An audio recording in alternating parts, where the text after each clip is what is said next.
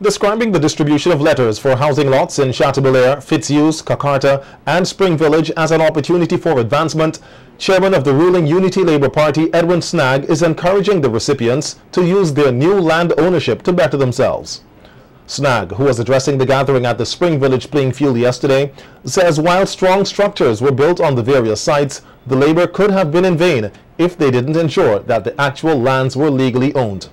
He advised the 46 beneficiaries to do their best to ensure that they finalize the process for the land ownership. Persons who receive these letters now have the privilege to be able to take these letters to the various financial institutions and to seek whatever form of collateral they may want to achieve.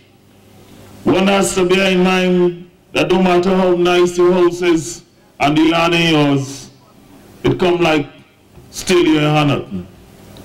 Because when you go anywhere, they go tell you bring the deed. Walk with the deed. This is an opportunity for ownership. And it's an opportunity for advancement of the poor and for the working class. Because those are the people who will be receiving these letters today. And the ULP's candidate for the North Leeward constituency in the upcoming general elections, Carlos James, also encouraged the recipients to use their new lands to gain security. He commended the ULP administration for having the vision to afford persons the opportunity to own lands. That you can call your piece of land, that you can go to the bank, you can get a mortgage, or you can pass on that property through a deed of gift from generation to generation within families. But it is this administration, the Unity Labour Party government, that must be praised in ensuring that all of North Leeward are able to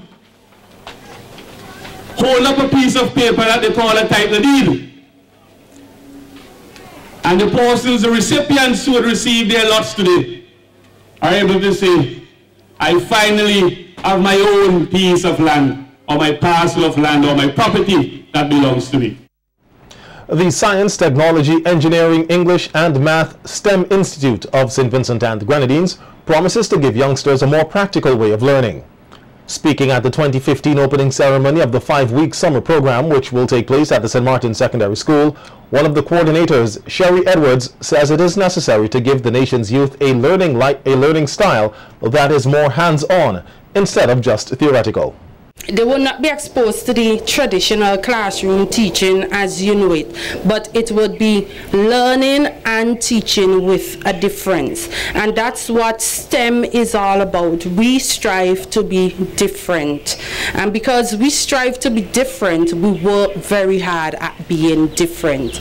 Now, the program has grown throughout the years. We started with a team of 4, and now we have a team of 13 or 12 helpers or tutors, and some of the students who were here with us for the first 2 years, they have now returned as mentors, and they're working alongside us as the instructors, helping us out in the background and getting things together. And we're very proud of them because some of them have graduated with ones in ICT, yes, from St. Martin's and other schools, so we're very proud of them.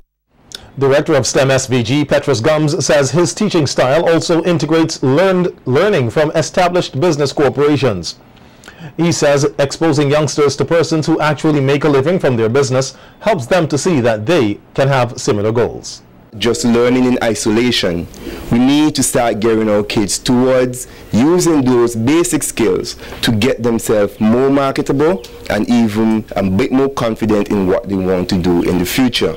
So just for as an example, the students who are involved in any science subject will be taking a taste from the BHE organization and using those skills to make little soap for themselves, little deodorant and balm. I'm really happy about that. Please give them a round of applause. So you're definitely in the place for chance. Gum says participants in this summer program will be learning technological programming, which will teach them to not only love games, but how to actually build them. Now, you might complain and say that this is a waste of time, but if I show you the amount of maths, the amount of reading, and the amount of English goes into these things, you will be surprised. So it's not so much about playing them, but we want to start get our children into the creation. Now, for the primary, for the first year, we are getting into the primary program. And this program, again, is pretty exciting.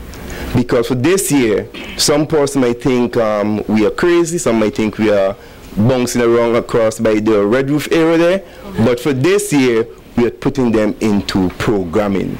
We want to get them in the sense of programming, developing. Those apps they're playing with, we want to show them that it's simple to create these stuff. And just by interacting with them, they can start up ideas on how to get in these stuff. And that is just the tip of the iceberg we have for the primary program. The Coast Guard's annual Youth Development Summer Program will commence here on Monday under the theme, Shaping Our Youths for Life's High Seas.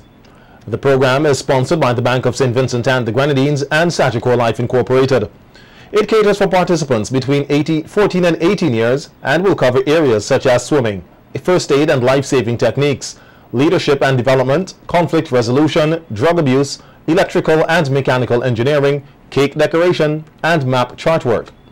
Able-bodied seaman Javern Webb says the Coast Guard is pleased to help guide the nation's youth since many of the skill sets learned can be used in everyday life. Some 150 youngsters are expected to participate in the 3-week-long program. The opening ceremony will begin at 8:30 p.m. That should be 8:30 a.m. on Monday at the Coast Guard base in Caliaquo. Lovers of calypso and soca music are being encouraged to support the Soca Masters show being staged tonight at the Leyu Hardcourt. The event is organized by the Beckett Benefit Organization, and the proceeds will be used to assist persons in need in Leyu and surrounding communities. Have an affair like no other for 2015. We had all the carnival activities that went on, but we never really get our true dance function for this season. So we intend to really make this the function of 2015. So I'm just appealing to all you guys out there who came down on your vacation, please don't spend all that money and make sure come early because the crowd is going to be real good.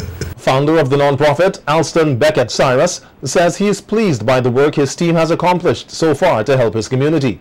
Beckett admits that now, although he is retired at home, he is still active and hopes to make an impact using social media to promote his music. Everything is online, so I'm setting up myself online with some societies. This is how you get paid. Your music play all different parts of the world, and if you're not in a good society, your music end up there and nobody know who it belongs to, and so that money never get paid to its rightful owner. So I am busy now.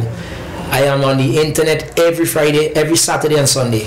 But since Carnival, I haven't been on there, looking out in my organization, updating my rep and stuff like that. But my best work is yet to come. I keep telling people that. And the old people now, they got to appreciate the younger people too. They got to give and take.